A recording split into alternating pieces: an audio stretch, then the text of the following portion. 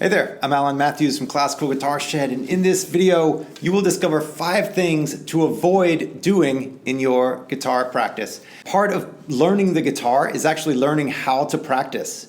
So we don't just learn to play the guitar, what we really learn to do is we learn how to learn to play the guitar. And what that entails is finding things to do in our practice, learning how to manage our time, learning what to do, learning what not to do. And in this video, we're going to be talking about 5 things to not do while you're practicing the guitar. Let's do it.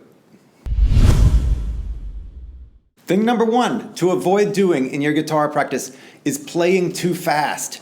Speed creates the illusion of perfection. I'm going to say that again. Speed creates the illusion of perfection. So if you're always playing so fast that you're just at the very edge of your ability, well, then you're not going to be able to hear problems. You're not going to be able to solve problems. You're going to think everything's fine when really it isn't. It'll also distract you from other more musical issues like getting louder and softer, or getting cleaner, or getting your rhythm just perfect. All these different things that speed can just wash over. So playing too fast is number 1. Number 2, spending too long on any one thing in practice.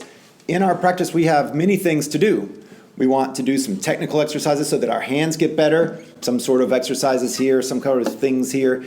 And then we also need to learn new pieces. We need to maintain the pieces that we have been working on. We need to polish all the little spots in the pieces that we know, right? So we have all these things to do. When we spend too long on any one particular thing, then we oftentimes start to lose focus and just start doing it by rote and thinking about the grocery list and the ham sandwich we get to eat when we're done and all these different things.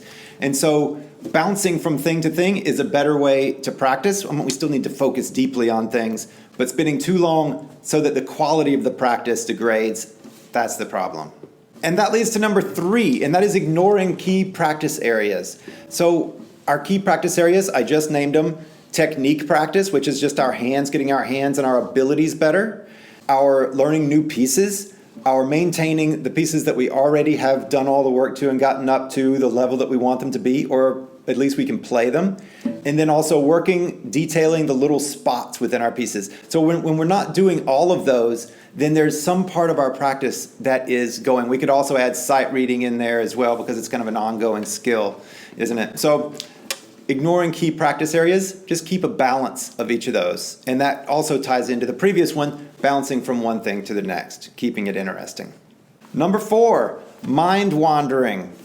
This also ties into the others. So lack of focus in practice is a real problem, especially if you're going to play for people. Whenever we're playing for people, what happens is that everything that we've been doing in our practice, really, we start to notice it. So if we've been really focused in our practice, and if we've been very precise and we've been very intentional with this getting loud and this getting soft and this note popping out and this note not popping out, all those things, if we've been doing that in practice, once we get in front of people and play, then we're hyper aware of all those things. However, if we've just been doing our stuff in our practice and we just are just noodling around and we're letting our minds go elsewhere, then what happens whenever we play for other people is that exact same thing happens, only now we realize it and we freak out and it just all goes to pieces and we wonder what happened. But even if we're not playing for other people, and even if that's not even on the radar ever, it's still focus and doing intentional work. That's where the real joy of the guitar lies. That is the sweet spot that makes it such a meaningful and fulfilling daily practice, is the focus. So if we're not getting that, then we're leaving a lot on the table in regards of the satisfaction and enjoyment we'll get from our musical practice overall. And the number 5 thing to avoid in your practice is setting the bar too high. If we expect too much of ourselves, then we will constantly be disappointed. And so instead, set the bar fairly low, but then we do our best to do everything as well as we possibly can. But as long as we've actually sat down and picked up the guitar and done something, it's a smashing success, because it's all bonus.